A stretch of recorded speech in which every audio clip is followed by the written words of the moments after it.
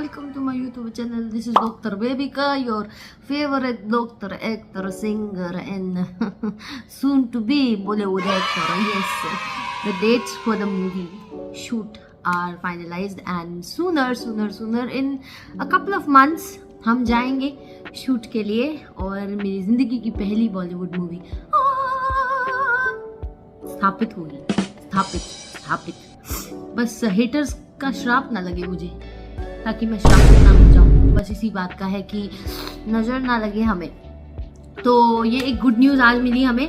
और मैंने ये आज का व्लॉग बनाने का विचार क्यों किया, क्योंकि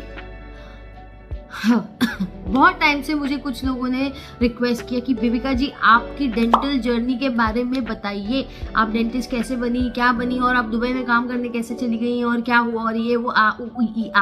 तो बताएंगे, जरूर बताएंगे, दिल खोल के बताएंगे। स्ट्रगल है भाई, थोड़ा तो अपना भी तो रोना धोना चलता है ना। विक्टिम कार्ड हम भी खेलेंगे, विक्टिम कार्ड हम भी खेलेंगे। सो शुरू करते हैं हमारे इस वीडियो पर, जो आधारित है मेरी डेंटिस्ट्री की जर्नी पे।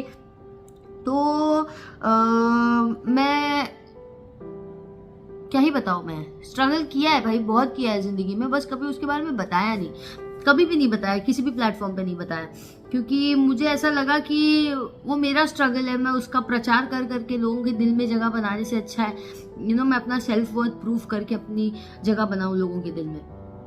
तो आज लोगों के दिल में जगह मेरी इसीलिए क्योंकि मेरा कुछ सेल्फ वर्थ है, इसलिए नहीं क्योंकि मेरी एक बैक स्टोरी है और वो बैक स्टोरी के आधार पर लोग मुझे पसंद करें और लोगों को मुझ पे सिंपैथी फील हो कि मैं गरीब हूँ, मेरे माँ बाप के बीच प्रॉब्लम है, या मेरे माँ बाप की मुझसे प्रॉब्लम है, या मैं अलग हूँ, या ये वो ऐसा कुछ नहीं है। तो मेरी कहानी की शुरुआत होती है मुंबई से, लोखंडवाला। तो मैं मुंबई लोखंडवाला में पली बड़ी लड़की हूँ, टिपिकल लोखंडवाला चिक। तो मैं सब्जी मंडी भी जाती थी तो ऐसे बात करती, भैया भेंडी आहे का, नहीं आहे, हाँ कितनी महंग है। मैं ऐसे बात करती थी, नहीं मैं ऐसे कभी बात नहीं करती थी। मैं टिपिकल लोखंडवाला चिक हूँ, है मुझ में वो लोखंडवाला वाली बंदी का थोड़ा कुछ ट्रेड्स होते हैं ना लोखंडवाला लड़कियों के। अंधेरी लोखंडवाला, हाँ वो दूसरा वाला नहीं। तो जैसे कि सेकंड कॉपी बैग्स लेके घूमना, लुई विटॉन और गुची के, और मेकअप लगा के घर से बाहर हमेशा निकलना, एंड शीशा पार्लर जाना, ये भी लोखंडवाला लड़कियों की ट्रेड्स होते, बट मेरे नहीं थे यार, मैं नहीं जाती थी। तो मेरी स्कूलिंग हुई ज्ञान केंद्र सेकेंडरी स्कूल से, जो कि है next to Kokila Ambani hospital, अगर आप सबको पता होगा तो। कोकिला अंबानी हॉस्पिटल पता है आपको, जो कि इधर है अंधेरी में, चार बंगला लोखंडवाला के पास। वहीं पे मेरी स्कूलिंग हुई और मेरी कॉलेज भी वहीं हुई। तो 12वीं के बाद मुझे नहीं पता था कि मुझे करना क्या है, जो कि ज्यादातर लोगों को नहीं पता होता कि उनको करना क्या है। उनको तो मतलब मैं 12वीं तक सोचा ही नहीं था, कुछ लोग तो 5th स्टैंडर्ड में पता कर लेते उनको क्या करना है। तो पढ़ाई लिखाई में मैं थी बहुत ब्रिलियंट, मेरे मार्क्स बहुत अच्छे आते थे, और मैं दिल से बहुत बदमाश बच्ची थी, बहुत ही मस्तीखोर।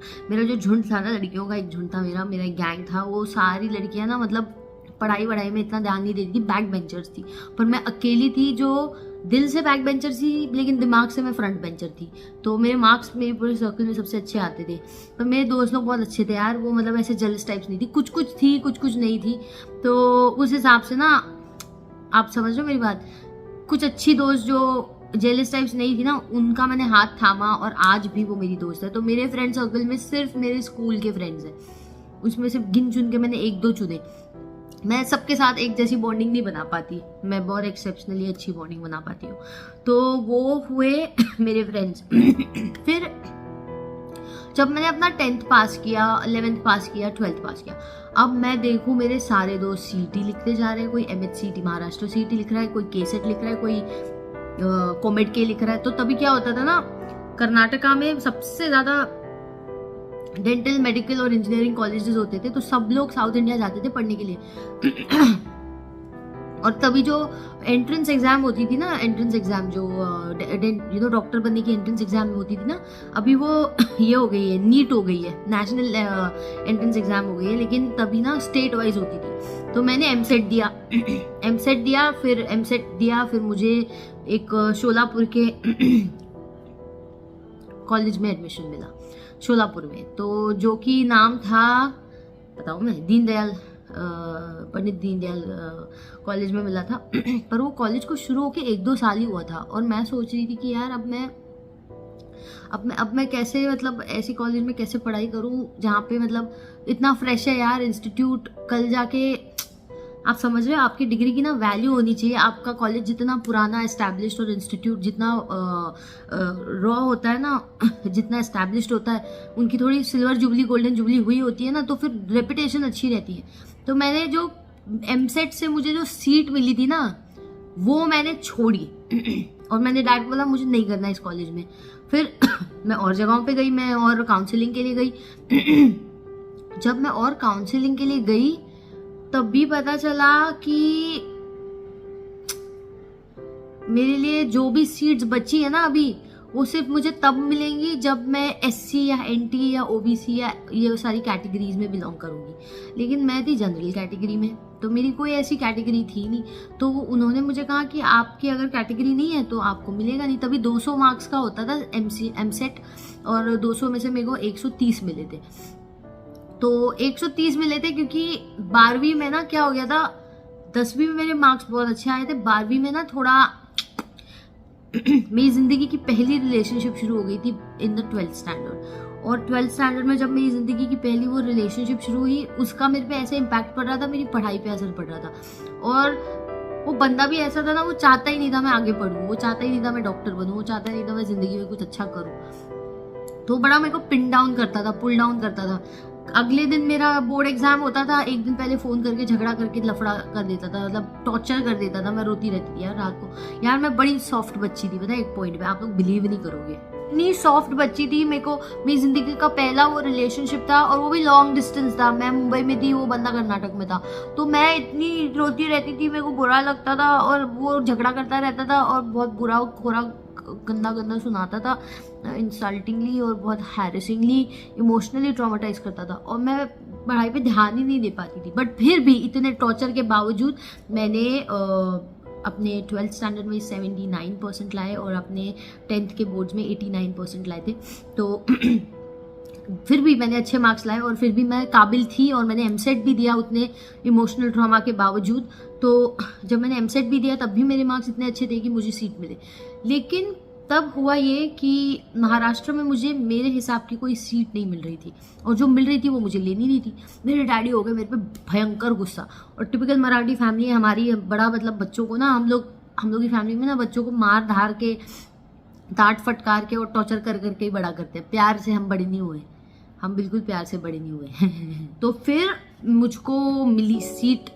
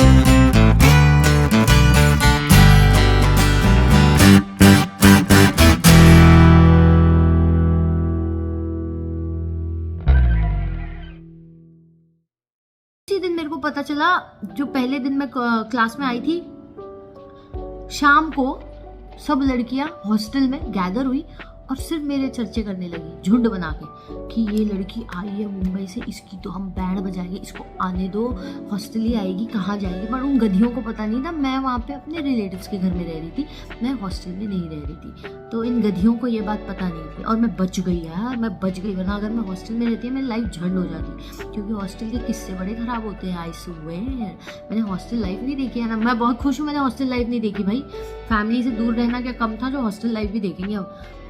फिर वहाँ से मेरा किस्सा शुरू हुआ दोस्त बनाने का।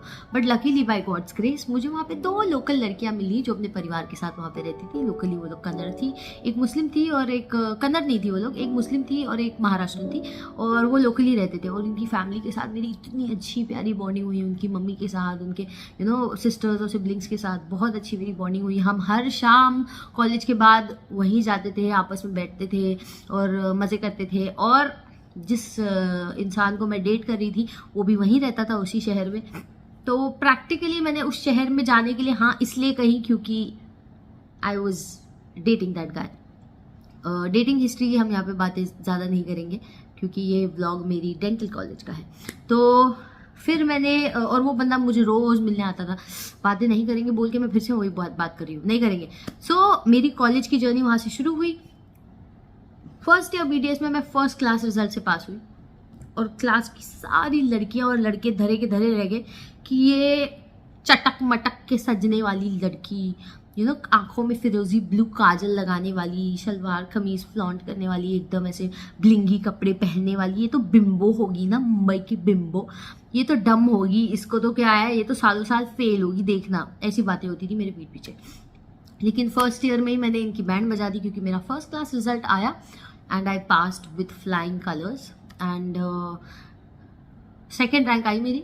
3 मार्क्स से मैं फर्स्ट रैंक से पीछे रह गई थी क्योंकि फर्स्ट रैंक जो थी वो लोकल लड़की को है और लोकल लड़की ने ना थोड़ा डोमिनेट कर लिया था क्लास में, क्योंकि साउथ इंडिया में ना ये होता है, वो अपने लोगों को ज़्यादा प्रेफरेंस देते हैं। ये बात याद रखना, साउथ इंडियंस हमेशा अपने लोगों को ज़्यादा प्रेफरेंस देते हैं, वो आउटसाइडर्स को प्रेफरेंस नहीं देते हैं। तो वहाँ पे थोड़ा बोलबाला हो गया। शुरू हुआ किस्सा मेरे 5 सालों का। तो first year first class, second year first class, third year first class, fourth year first class. तो 4 साल मेरे गए BDS के एकेडमिक ईयर्स। तो BDS का ऐसा होता है ना कि आपको शुरुआत के 3 साल वो डेंटल स्कूल के साथ साथ मेडिकल स्कूल भी बेचते हैं। इसी वजह से आपको मेडिकल स्कूल के कुछ बेसिक सब्जेक्ट सीखने का मौका मिलता है, जैसे physiology, biochemistry, anatomy, pharmacology, pathology. तो फिजियोलॉजी में ह्यूमन साइंस बॉडी कैसे फंक्शन करती है वो दिखाते हैं, बायोकेमिस्ट्री में सारे केमिकल रिएक्शंस हमारी बॉडी के अंदर के सिखाते हैं आपको, फिर पैथोलॉजी में सारे डिजीजेस बॉडी की सिखाते हैं, फिर फार्माकोलॉजी में सारे मेडिसिन के बारे में सिखाते हैं। तो एनाटॉमी में सारी बॉडी की एनाटॉमी सिखाते हैं, कहाँ मसल है, कहाँ बोन है, कहाँ नर्व है, कहाँ ब्लड वेसल है, कहाँ क्या है। तो यही नहीं सिखाते कि इंसान इतना मंद क्यों है, वही नहीं सिखा पाए वो, बाकी सब सिखा पाए हैं मुझे। तो फिर आगे बढ़ते हुए 3 साल हमने मेडिकल स्कूल और डेंटल स्कूल दोनों की पढ़ाई की। तो मेडिकल स्कूल में ये सारे सब्जेक्ट्स थे और डेंटल स्कूल में हमारी basic dental anatomy, dental histology, और हिस्टोलॉजी भी एक सड़ा हुआ सा उसका नाम क्यों लिया, मेरे रोंगटे खड़े हो गए। हाँ, वो सब्जेक्ट बड़ा परेशान करता था।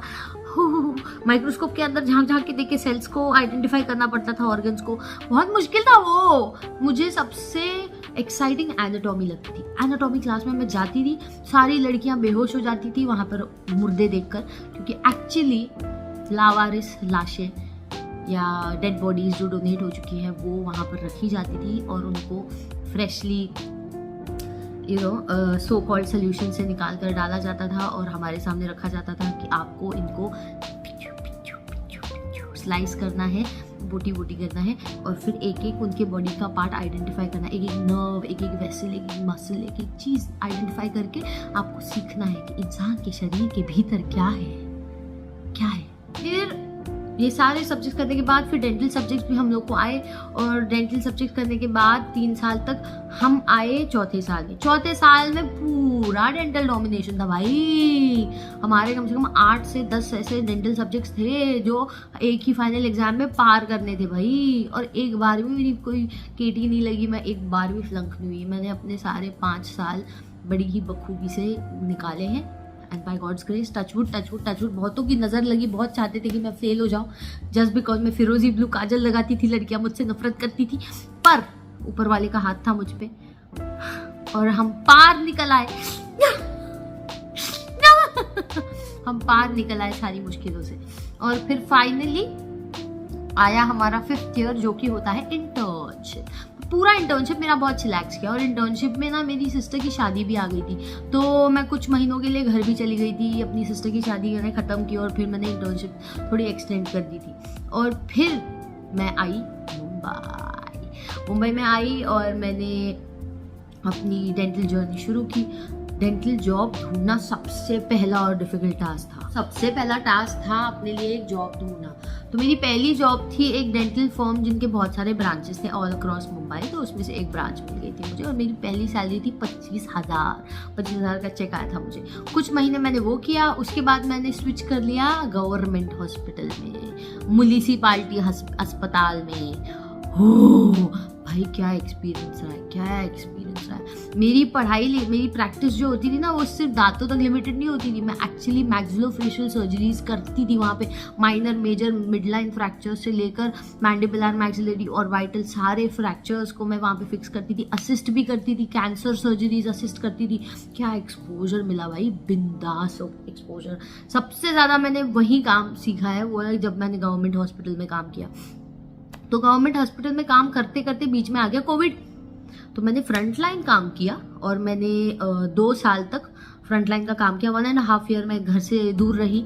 मैंने 1.5 ईयर कंटिन्यूसली एक 7 स्टार होटल में निकाला क्योंकि सारे डॉक्टर्स को वहाँ अकोमोडेट कर दिया गया था। तो ये तब तक की जर्नी थी। फिर जैसे ही कोविड ख़त्म हुआ, मेरे अंदर की वो जो एक्टर थी ना, एक्टर कलाकार, वो उमड़ रही थी। खतबत।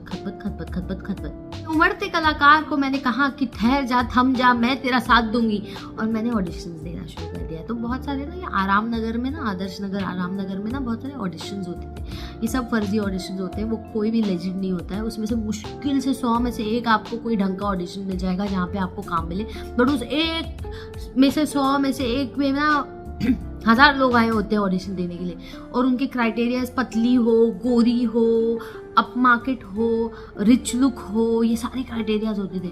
फिर मैंने कहा अब मैं क्या करूँगी।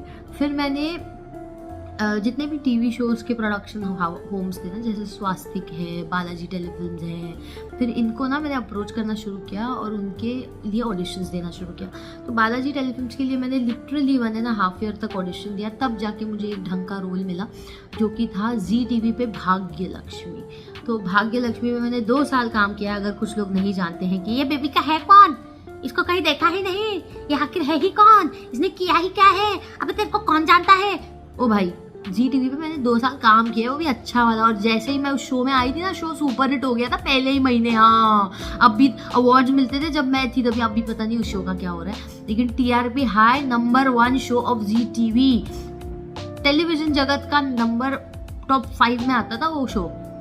और वो भी शो शुरू होते ही, ठीक है, मैं जहाँ जाती हूँ ना जो चीज़ें बड़ी लकी हो जाती है, तुम लोगों को कदर नहीं है मेरी।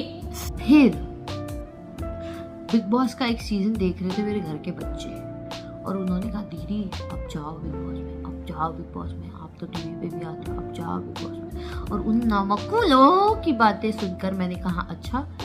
तो मैंने फिर एक क्रिएटिव को कांटेक्ट किया, और वो क्रिएटिव बिग बॉस के लिए उस वक्त काम कर रहे थे, और उन्होंने मुझसे कहा कि तुमको ऑडिशंस देने हैं। मैंने कहा हाँ मुझे ऑडिशंस देने हैं। तो मैं एंड मोमेंट इंक्लूजन थी। मेरा कॉन्ट्रैक्ट, मेरे कम से कम 10 ऑडिशंस हुए, और 10 ऑडिशंस में कम से कम 25 लोगों की फेस रीडिंग मुझसे करवाई गई, और मेरी पर्सनैलिटी को भांपा गया। और जब मैं बिग बॉस के लिए ऑडिशन दे रही थी तब तक मैंने भाग्य लक्ष्मी छोड़ दिया था, और मैं दुबई में जॉब हंट कर रही थी। मैं करीबन 3 महीना दुबई में जॉब हंट कर रही थी। और तब जाके मुझे जॉब, जिस दिन मुझे जॉब मिली उसके 2 दिन बाद मुझे कंफर्मेशन आया कि आप बिग बॉस में सिलेक्ट हो चुके हो। तो मैं ऐसे हो गई, मैं या तो जॉब रेज्यूम करूँ, मतलब अपनी ज्वाइन करूँ मैं, या तो बिग बॉस में जाऊँ। तो मैंने बेचारे उन लोगों से बात की, और उनको बड़ी मैंने शिद्दतों से रिक्वेस्ट किया कि मैं बिग बॉस ख़त्म करके आती हूँ, फिर मैं ऐसे ही बात की मैंने। क्या लगता है कैसे कन्विंस हुए वो लोग? ऐसे ही बात करना पड़ता है भीख मांग के। भीख मांगी मैंने कि मुझे वक्त दीजिए, मैं बिग बॉस खत्म करके आती हूँ। फिर मैं बिग बॉस में आई। 16 जून को हम लोग एंटर हुए थे शायद बिग बॉस में, और मैंने अपना कॉन्ट्रैक्ट 2 जून को साइन किया था। तो मैं एंड मोमेंट फिलर इंक्लूजन थी बिग बॉस में, तो मैं महीनों पहले इंक्लूडेड नहीं थी। आप सबको पता ही है फिर उसके बाद क्या हुआ। बिग बॉस हुआ, मुझे मेरे दिल के करीब, मेरे दिल के अजीज प्यारे प्यारे दोस्त मिले, पूजा मैम मिली, साइरस सर मिले और बहुत सारे प्यारे दोस्त मिले। और फिर अब मैं एक बॉलीवुड मूवी के लिए सिलेक्ट हो चुकी हूँ, और वो मेरी ज़िंदगी का सबसे पहला और सबसे अहम, सबसे प्रेशियस, सबसे चैलेंजिंग पड़ाव है। और मुझे आप सबका बहुत सारा प्यार चाहिए, बहुत सारा सपोर्ट चाहिए। आप सब से मुझे बहुत सारा प्यार चाहिए, क्योंकि ये मेरी ज़िंदगी का एक बहुत अहम पड़ाव है।